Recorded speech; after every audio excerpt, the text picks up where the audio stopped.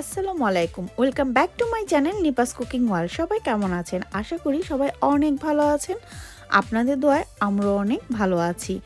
আজকে আমি আপনাদের জন্য খুবই মজাদার, আমি যেভাবে ঘরে রান্না করি সেই রকম করেই মিষ্টি কুমড়া ভাজি আপনাদেরকে দেখাবো।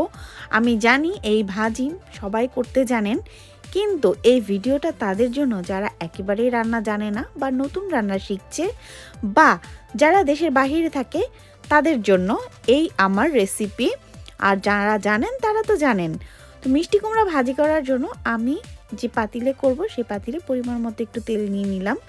তারপর আমি ফোড়নে দিলাম কালো জিরা। এই কালো জিরাটা আমি বলবো না অপশনাল, এই কালো জিরা ফোড়ন দিয়ে যদি এই মিষ্টি কুমড়া ভাজি করেন তাহলে অসম্ভব মজা হয়। আমার কথা বিশেষ না হলে প্লিজ করে দেখবেন বাসায় যে এইভাবে রান্না করলে কতটা মজা হয়। তারপর এখানে আমি বড় সাইজের একটা পেঁয়াজ কুচি করে কেটে নিয়েছি, সেটা আমি দিয়ে দিলাম।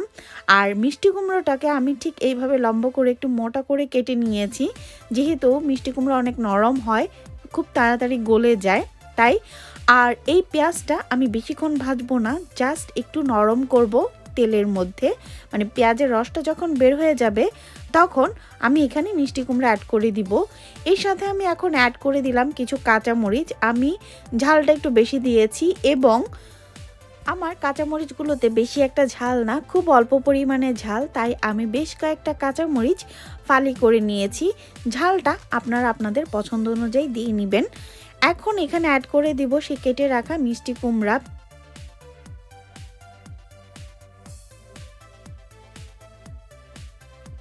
এখন এখানে আমি অ্যাড করে দিব লবণ। লবণটা যে যার স্বাদ অনুযায়ী দিয়ে নেবেন, কেউ লবণ কম বেশি খান, এর জন্য আমি পরিমাপ বললাম না, এটা টেস্ট অনুযায়ী দিয়ে নেবেন। আর এর সাথে আমি অ্যাড করব সামান্য একটু চিনি। চিনিটা অপশনাল, আপনারা যদি চান তাহলে ইউজ করতে পারেন, আর যদি না চান তাহলে ইউজ নাও করতে পারেন।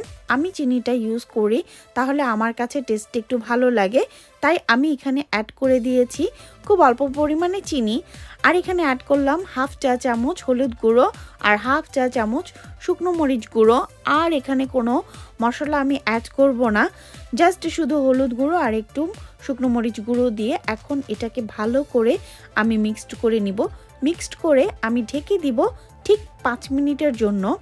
চুলার আঁচটা আমি এই অবস্থায় মিডিয়াম রেখেছি।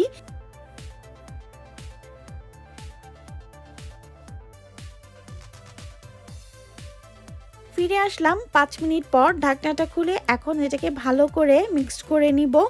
মিক্সড করা হয়ে গেলে এটাকে আবার আমি ঢেকে দিব 5 মিনিটের জন্য, ঠিক যতক্ষণ পর্যন্ত না মিষ্টি কুমড়োটা সেদ্ধ হয়ে না আসবে ততক্ষণ পর্যন্ত এটাকে এইভাবে আমি একটু ঢেকে সেদ্ধ করে নিব।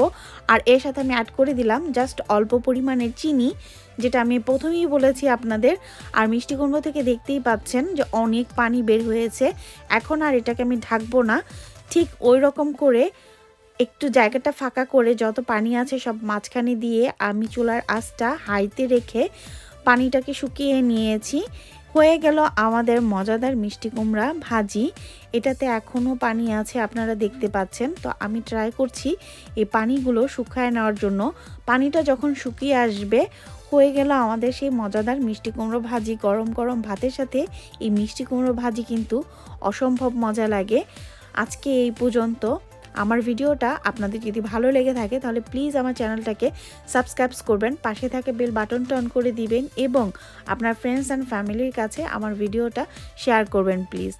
আর যারা অলরেডি আমার চ্যানেলটাকে সাবস্ক্রাইব করেছেন তাদেরকে অসংখ্য ধন্যবাদ। আজকে এই পর্যন্ত, অন্য আরেকদিন অন্য আরও কোনো ভিডিও নিয়ে আবার হাজির হব। ততদিন পর্যন্ত আপনারা সবাই ভালো থাকুন। আল্লাহ হাফেজ, আসসালামু আলাইকুম।